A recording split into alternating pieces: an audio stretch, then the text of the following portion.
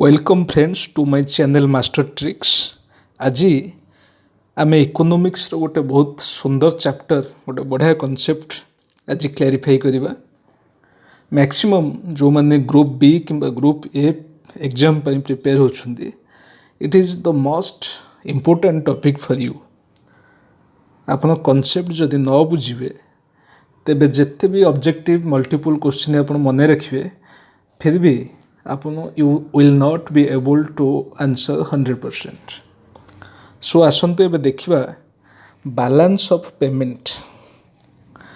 आपन जो माने प्रिपेयर होचंदे से माने ऑलरेडी जानी थिबे what do we mean by balance of payment. जदि आमे यार डेफिनेशन कहिबा तेबे मु डेफिनेशन लिखिछि, it is an accounting statement, it is an accounting statement that provides a systematic record of all the economic transaction between the resident and the rest of the world।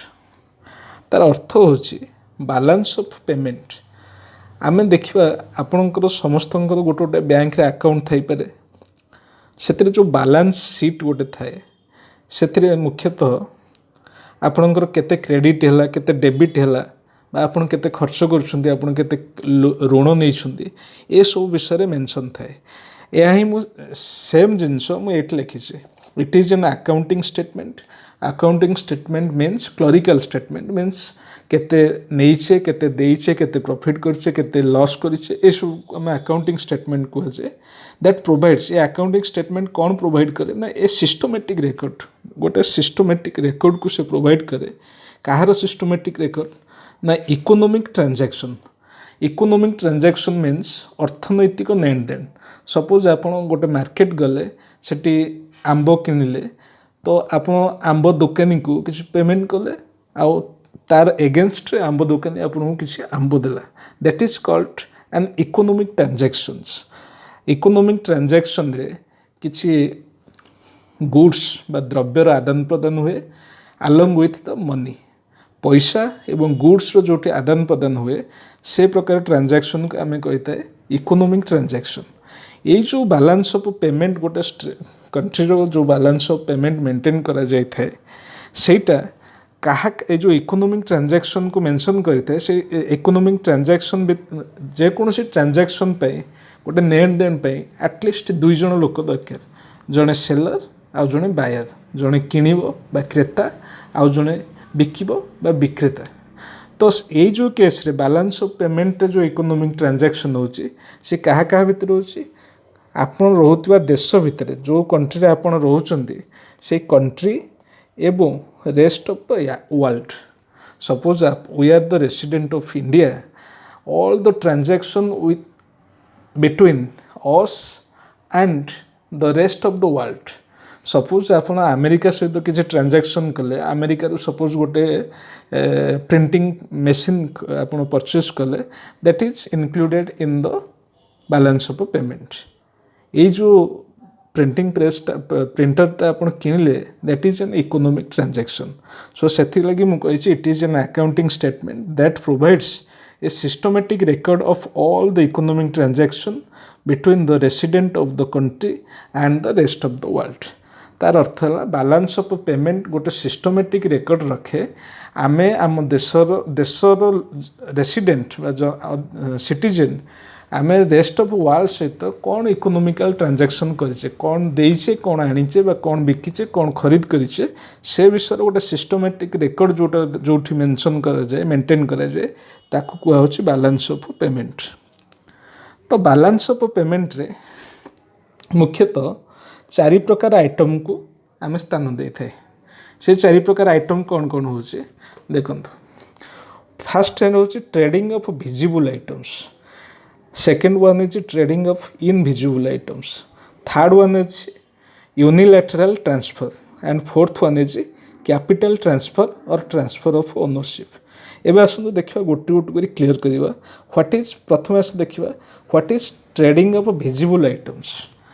Trading means बेपार आपन जानीपे आपन माछ market को गले पैसा देले माछ Kinley that is called trading but what is the meaning of trading of visible items visible items means जदि आम विजिबल आइटम्स को ओडिया रे कहबा जहाँ आम आखि की देखा जाउछि आपन माछ मार्केट को गले सेटू माछ किनिले माछटा को आपन हाथ धरी परुचंती ताको देखि परुचंती सेटा रोही माछ कि भाकुड़ माछ कि चिंगुड़ी माछ ए सब देखला परे आपन किणुचंती ताको छुई परुचंती दैट इज टेंजिबल आम जहाँ को छुई परुचे that is called tangible so every tangible product that we can see in our eyes that is included in the visible items.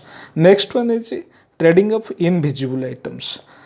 Trading of invisible items मन करा जो आपण गोटे दुकान को गले सेठी साइबर सपोज साइबर कैफे को आपण गले सेठी गोटे किसी समय पे आपण मेल कले किंबा किसी गीत डाउनलोड कले तार एगेन्स्ट रे से जो समय रे आपण साइबर कैफे की यूज कले ता एगेन्स्ट रे साइबर कैफे ओनर को आपण किसी पैसा देउछंदे किंतु आपण किसी फिजिकल जिनस किनी नाहंती माने जो जिनस को हम जेमति चिंगुड़ी मार्केट रो चिंगुड़ी किणुथिले ताको धरि के घर को आसुथिले किंतु ये जो इनविजिबल ट्रांजैक्शन रे आपण से जिनस किसी देखि परनांती होय त आपण सपोज गोटे आउट के इजियर कर दोची सपोज आपण गोटे होटल को गले से होटेल रहिले होटेल रही आपन जो पेमेंट देले सेटा दैट इज आपन जेहेतु रहिले सर्विस नेले आउ ता एगेंस्ट रे आपन से होटेल वाला को किछ पेमेंट कले so that is included in the trading आउ ये ट्रेडिंग रे को प्रकार जिनस ट्रेडिंग होछि ना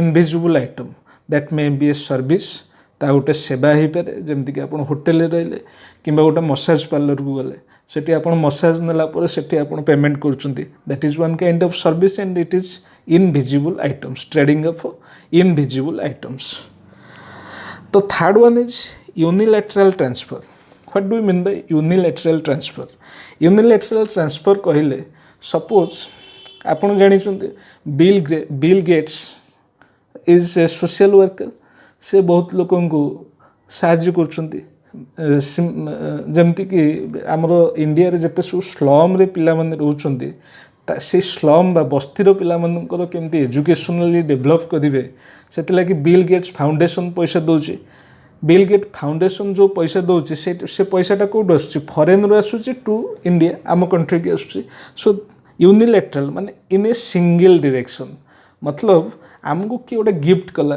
कि किसी दयार दान कला तो that is those are included in unilateral transfer now comes to the point capital और asset transfer what is capital और व्हाट इज एसेट जो मैंने कॉमर्स बैकग्राउंड रो स्टूडेंट होते they must know what is asset but commerce background student को छाड़ी आपन जो मैंने अच्छे मु कहीदे एसेट कहले कौन बुझे बा कैपिटल कहले कौन बुझ आपन सपोज गोटे प्रिंटिंग मेसीन टे किनले गोटे कंप्यूटर सिस्टम टे किनले गोटे साइबर कैफे गले तो ये जो प्रिंटिंग मेसीन कंप्यूटर सिस्टम जहाँ आप खरीद कले ये जो पैसाटा आप इन्वेस्ट कले आ प्रतिबदल रे आप जो जिनसटा खरीद कले ये जो प्रिंटिंग मेसीन आ कंप्यूटर सिस्टम को आप काम लगे किना आपन से भी इनकम करेंगे इनकम जनरेशन करेंगे तो सेटा को जो एसेट बा जो जिनस आम किणुचे आम किणवार इंटेंशन होची से जिनस को व्यवहार करी आम इनकम जनरेट करिपरिबा से प्रकार जिनस बा से प्रकार ट्रेडिंग को आम कही कैपिटल ट्रांसफर बा एसेट ट्रेडिंग बुझी पाछुंदे जो जिनस सपोज आपन गोटे ट्रैक्टर किनले ट्रैक्टर तो घरे रखिया पई किनि नांदी ट्रैक्टरटा को आप आनला परे से आइदर माल परिवहन करेंगे ना बिल हल करेंगे हल करने द्वारा आप गोटे इनकम जनरेशन हो तो that is included in the capital transfer बा ट्रांसफर ऑफ ओनरशिप तो आउ टिके मु क्लारिफाई करने चाहूँगी देखो आपणकर बैलेंस ऑफ पेमेंट है जे आम देश गोटे देशर सिटीजन्स बाहर देशर सिटीजन बा गवर्नमेंट सहित जहाँ भी ट्रेड करे इकोनॉमिक ट्रांजैक्शन करे सेटा को आमे मेंशन करथाय बैलेंस ऑफ पेमेंट रे तो से बैलेंस ऑफ पेमेंट रे चारि प्रकार आइटम रो मेंशन करा जाय थाय प्रथमटा होची trading of visible items second one is trading of invisible items third one is unilateral transfer and fourth one is capital transfer. आपन सपोज कहिबे फॉर एग्जांपल मु कहिबी बर्तमान alibaba.com जानी चाइना आमर जमी फ्लिपकार्ट और अमेजन आम व्यवहार करछे चाइना रे सेमती गोटे ऑनलाइन ट्रेडिंग प्लेटफॉर्म अच्छी जोटा कि alibaba.com।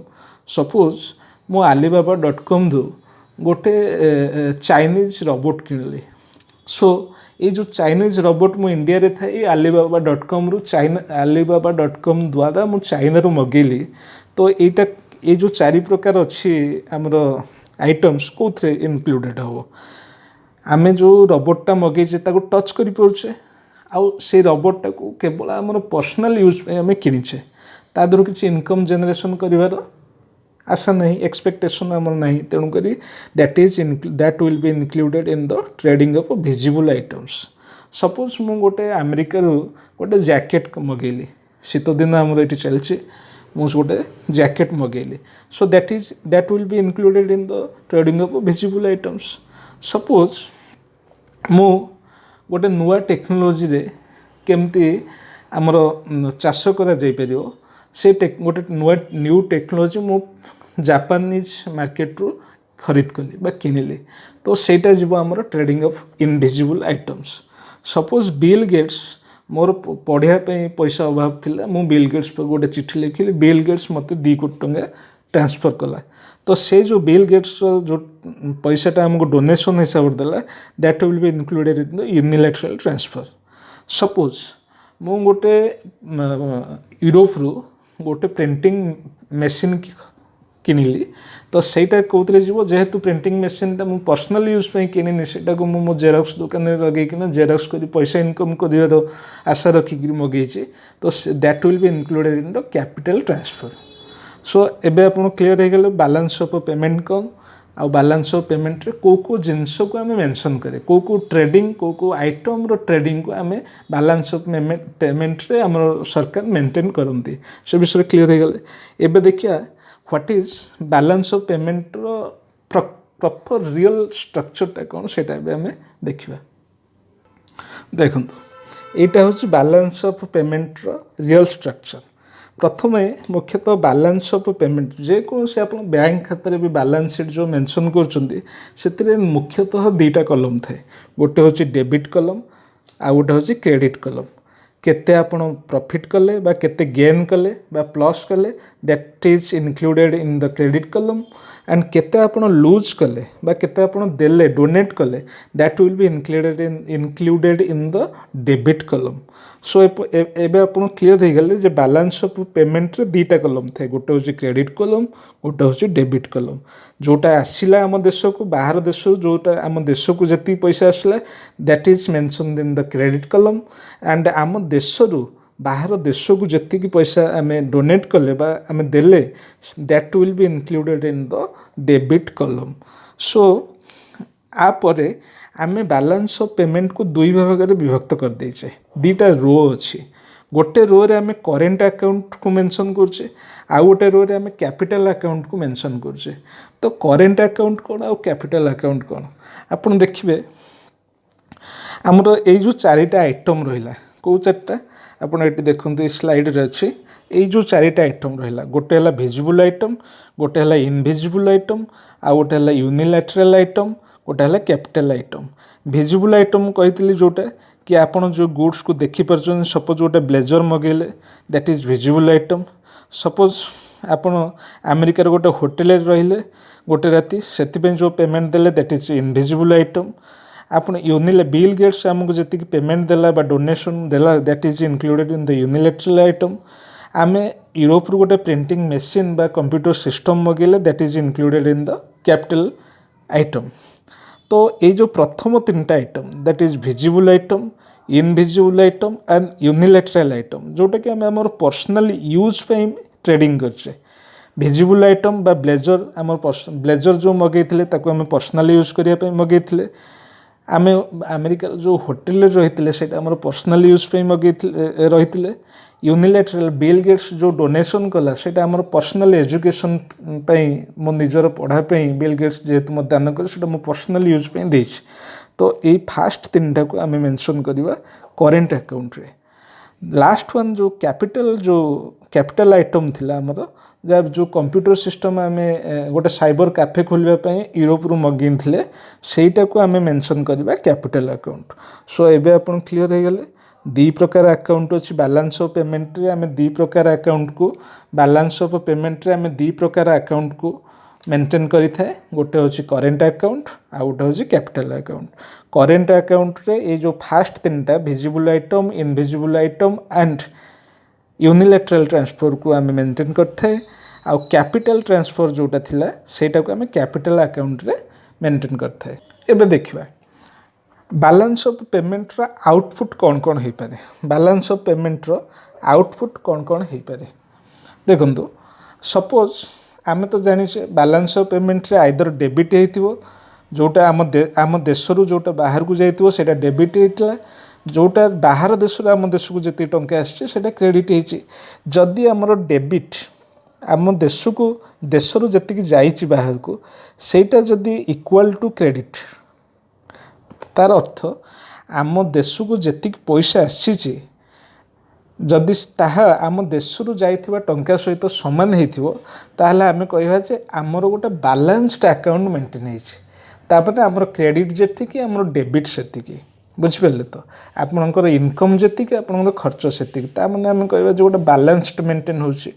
सरप्लस केते सेकंड वन इज सरप्लस केते कहबा जदि सरप्लस माने अधिकटा आम के आम पाखे पैसाटा सपोज आप चाकरी कर 10,000 टका सालारी पाँच जदि 5,000 टका खर्च जाकि आउ 5,000 टका बळीगला आपणकर पाखे ताहले आम गोटे सरप्लस मो पाखे बळीगला बा अधिका रहा कि पैसा से कहुचे जदि क्रेडिट बा debit is less than credit debit is less than credit then आम कहवा जे एटा को सरप्लस अकाउंट। डेफिसिट केतले पड़ो अभाव डेफिसिट मीन्स अभाव केतले पड़ो सपोज आप 5,000 टका इनकम कर घर भड़ा इलेक्ट्रिसिटी सब खाଇବା खर्च ये सब देकी ना 10,000 टका पड़ जाए आपंकर इनकम 5,000 किंतु आप खर्च पड़ो 10,000 से आप कहे मोर डेफिसिट अच्छी। तो deficit means credit is less then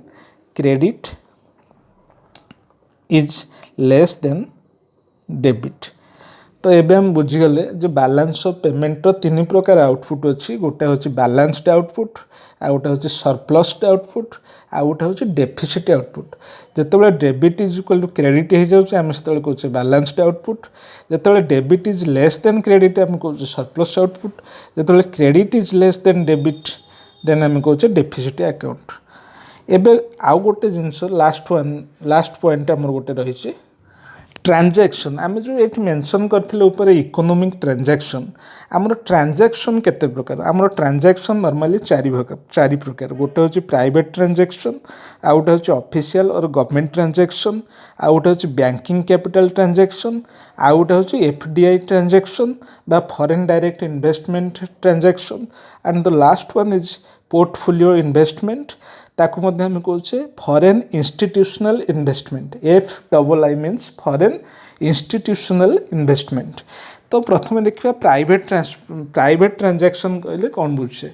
suppose मु alibaba.com रे गोटे स्टोर रु गोटे जोता मगेली इंडिया को चाइना रो गोटे प्राइवेट स्टोर रु मु alibaba.com रो मदद रे इंडिया को गोटे जोता मगेली मो घर को। तो say that will be included in the सेटा को आम प्राइवेट ट्रांजैक्शन रे इनक्लूड करवा। सपोज आम government India government of India American government ठारू किसी जिनस खरीद कला सेटा को आम कहवा जो ऑफिशियल ट्रांजैक्शन और गवर्नमेंट ट्रांजैक्शन दीटा गवर्नमेंट भितर दीटा कंट्री और दीटा सरकार भितर जो ट्रांजैक्शन होची सेटा को आम कहे ऑफिशियल और गवर्नमेंट ट्रांजैक्शन। बैंकिंग कैपिटल कहले कौन बुझा होची। सपोज आम इंडिया रे आम वर्ल्ड बैंक रे सपोज आम इंडिया रो 50 कोटी टंका रही सेटा को आम कहे बैंकिंग कैपिटल। सेमती अलग देशर पैसा जदि आम इंडिया रे से टाइप रही ताकू आम कहे बैंकिंग कैपिटल। तो फ्रेंड्स ଆମର ଏଇଟା ଥିଲା ବ୍ୟାଙ୍କିଂ କ୍ୟାପିଟାଲ, ଯେଉଁଟାକି ଆମ ଦେଶର କିଛି ପଇସା ଯଦି ବାହାର ଦେଶର ବ୍ୟାଙ୍କରେ ଅଛି ବା ବାହାର ଦେଶର କିଛି ପଇସା ଆମ ଦେଶର ବ୍ୟାଙ୍କରେ ଅଛି ତାକୁ ଆମେ କହୁଛେ banking capital. Then come to the point foreign direct investment. And ଆଉ ଗୋଟେ ଅଛି ଫରେନ୍ ଡାଇରେକ୍ଟ ଇନଭେଷ୍ଟମେଣ୍ଟ, ଆଉ ଗୋଟେ ଅଛି ପୋର୍ଟଫୋଲିଓ ଇନଭେଷ୍ଟମେଣ୍ଟ ବା ଫରେନ୍ ଇନଷ୍ଟିଟ୍ୟୁସନାଲ ଇନଭେଷ୍ଟମେଣ୍ଟ। ଏ ଦୁଇଟା ଏକ ଗୋଟେ ଜିନିଷ। ଫରେନ୍ ଇନଷ୍ଟିଟ୍ୟୁସନାଲ ଇନଭେଷ୍ଟମେଣ୍ଟ ଯାହା, ପୋର୍ଟଫୋଲିଓ ଇନଭେଷ୍ଟମେଣ୍ଟ ସେୟା। ତ ଫରେନ୍ ଡାଇରେକ୍ଟ ଇନଭେଷ୍ଟମେଣ୍ଟ ଆଉ ପୋର୍ଟଫୋଲିଓ ଇନଭେଷ୍ଟମେଣ୍ଟ ଭିତରେ ଡିଫରେନ୍ସ କ'ଣ? ସପୋଜ ଆପଣ ଜାଣିଛନ୍ତି ୱାଲମାର୍ଟ ଗୋଟେ ଫରେନ୍ କମ୍ପାନୀ, କିନ୍ତୁ ୱାଲମାର୍ଟ ଯେଉଁ ହାଇଦ୍ରାବାଦରେ ଯେଉଁ ଅଫିସ୍ ଖୋଲିଛି ଆଉ ଟ୍ରେଡ଼ିଂ କରୁଛି, ୱାଲମାର୍ଟ ହାଇଦ୍ରାବାଦରେ ଗୋଟେ ଅଫିସ୍ ଖୋଲିଲା ଆଉ ବେପାର କଲା, ସେଇଟାକୁ ଆମେ କହୁଛେ ଫରେନ୍ ଡାଇରେକ୍ଟ ଇନଭେଷ୍ଟମେଣ୍ଟ। ତା ଅର୍ଥାତ୍ ଗୋଟେ ୱାଲମାର୍ଟ ଯେଉଁ କମ୍ପାନୀ ସେ ଇଣ୍ଡିଆରେ ସେଇ ୱାଲମାର୍ଟ କମ୍ପାନୀ ନାଁରେ ବିଜନେସ୍ କଲା ଆଉ ପ୍ରଫିଟ୍ କଲା, ସେଇଟାକୁ କୁହାହେଉଛି ଫରେନ୍ ଡାଇରେକ୍ଟ ଇନଭେଷ୍ଟମେଣ୍ଟ। ଆଉ ଗୋଟେ ହେଉଛି ପୋର୍ଟଫୋଲିଓ ଇନଭେଷ୍ଟମେଣ୍ଟ। ସପୋଜ ୱାଲମାର୍ଟ ନିଜେ ୱାଲମାର୍ଟ କମ୍ପାନୀ ଆମ ଇଣ୍ଡିଆରେ ନ ଖୋଲିକିନା ସେ ରିଲାଏନ୍ସ କମ୍ପାନୀର କିଛି ସେୟାର କିଣିଲା, ବୁଝିପାରୁଛନ୍ତି? ବାହାର ଦେଶର ଗୋଟେ କମ୍ପାନୀ ଇଣ୍ଡିଆର ଗୋଟେ କମ୍ପାନୀର ସେୟାର କିଣିଲା। ଆମେ ଯେତେବେଳେ କୌଣସି କମ୍ପାନୀର ସେୟାର କିଣୁଛେ ବା ଟ୍ରେଡ଼ିଂ କରୁଛେ ସେୟାର ମାର୍କେଟରେ, ସେତେବେଳେ ଆମର ସେ କମ୍ପାନୀର ମ୍ୟାନେଜମେଣ୍ଟ ସହିତ ଆମର କିଛି ଲେନଦେନ ନାହିଁ। ଆମର ଇଣ୍ଟେନସନ୍ ହେଉଛି କମ୍ପାନୀର ପ୍ରଫିଟ୍ କେତେ କଲା ବା କମ୍ପାନୀ ଲସ୍ କେତେ କଲା, ସେଇଥିରୁ ଆମର ସେୟାର ଯେଉଁ କିଣିଛେ ତାର ପ୍ରଫିଟ୍ କି ଲସ୍ କାଲକୁଲେଟ୍ ହେଉଛି। ଆମେ ଆମ ନିଜସ୍ୱ ନାଁ ଦେଇକରି ଆମେ କମ୍ପାନୀ ଖୋଲୁନେ। ମୁଁ ସପୋଜ ଟାଟା କମ୍ପାନୀର କିଛି ସେୟାର କିଣିଛି, ତାର ଅର୍ଥ ମୁଁ ଟାଟା କମ୍ପାନୀକୁ କିଛି ପଇସା ଦେଇଛି, ଟାଟା କମ୍ପାନୀ ତାର ଯେତେ ବିଜନେସ୍ ଅଛି ସେଥିରେ ଇନଭେଷ୍ଟ କଲା ଆଉ ତାର ପ୍ରଫିଟ୍ ବା ଲସ୍ ଅନୁସାରେ ମୋତେ ପେମେଣ୍ଟ କଲା, ସେଇଟାକୁ ଆମେ କହୁଛେ ପୋର୍ଟଫୋଲିଓ ଇନଭେଷ୍ଟମେଣ୍ଟ। ତା ଅର୍ଥାତ୍ ବାହାର ଦେଶର କୌଣସି ଲୋକ ବା କମ୍ପାନୀ ଆମ ଦେଶର ଗୋଟେ କମ୍ପାନୀର ସେୟାର କିଣିବ, ସେଇ ସେୟାରରେ ପଇସା ଇନଭେଷ୍ଟ କରିବ, ତାକୁ କୁହାଯାଉଛି ପୋର୍ଟଫୋଲିଓ ଇନଭେଷ୍ଟମେଣ୍ଟ। ଯଦି ବାହାର ଦେଶର କୌଣସି ବ୍ୟକ୍ତି ବା କମ୍ପାନୀ ତା ନିଜର କମ୍ପାନୀକୁ ଆମେ ଇଣ୍ଡିଆରେ ଖୋଲିଲା, ୱାଲମାର୍ଟ କମ୍ପାନୀ ଭଳିଆ, ୱାଲମାର୍ଟ ଯେମିତି ଇଣ୍ଡିଆରେ ଖୋଲିଛେ ସେଇଭଳିଆକୁ କହିଲେ ଆମେ କହିବା ଫରେନ୍ ଡାଇରେକ୍ଟ ଇନଭେଷ୍ଟମେଣ୍ଟ। ତ ଆମର 4 ପ୍ରକାର ଟ୍ରାଞ୍ଜାକ୍ସନ୍ ବୁଝିପାରିଲେ। ପ୍ରାଇଭେଟ୍ ଟ୍ରାଞ୍ଜାକ୍ସନ୍, ଆମର ପ୍ରାଇଭେଟ୍ କମ୍ପାନୀ ବା ପ୍ରାଇଭେଟ୍ ଲୋକଙ୍କ ଭିତରେ ଯେଉଁ ଟ୍ରାଞ୍ଜାକ୍ସନ୍ ହେଉଛି that is included in the private transaction. Official ଦୁଇଟା ଦେଶର ଗଭର୍ଣ୍ଣମେଣ୍ଟ ଭିତରେ ଯେଉଁ ଟ୍ରାଞ୍ଜାକ୍ସନ୍ ହେଉଛି that is included in the official transaction ବା ଗଭର୍ଣ୍ଣମେଣ୍ଟ ଟ୍ରାଞ୍ଜାକ୍ସନ୍। ବ୍ୟାଙ୍କିଂରେ ଯେଉଁ ଆମେ ଇନଭେଷ୍ଟ କରୁଛେ ବ୍ୟାଙ୍କ ସେକ୍ଟରରେ, ସେଇଟାକୁ କୁହାଯାଉଛି ବ୍ୟାଙ୍କିଂ କ୍ୟାପିଟାଲ। ଯଦି କୌଣସି ବାହାର ଦେଶର କମ୍ପାନୀ ଆମ ଇଣ୍ଡିଆରେ ତା ନିଜର କମ୍ପାନୀ ଖୋଲିଲା, ସେଇଟାକୁ ଆମେ କହୁଛେ ଫରେନ୍ ଡାଇରେକ୍ଟ ଇନଭେଷ୍ଟମେଣ୍ଟ। ଯଦି କୌଣସି ବାହାର ଦେଶର ବ୍ୟକ୍ତି ବା କମ୍ପାନୀ ଆମ ଦେଶର କୌଣସି କମ୍ପାନୀର ସେୟାର ଖରିଦ କରୁଛେ, ସେୟାରରେ ପଇସା ଇନଭେଷ୍ଟ କରୁଛେ, ସେଇଟାକୁ ଆମେ କହୁଛେ ପୋର୍ଟଫୋଲିଓ ଇନଭେଷ୍ଟମେଣ୍ଟ ବା foreign institutional investment. So this is all about balance of payment. Hope you all understand this very well. Thank you so much.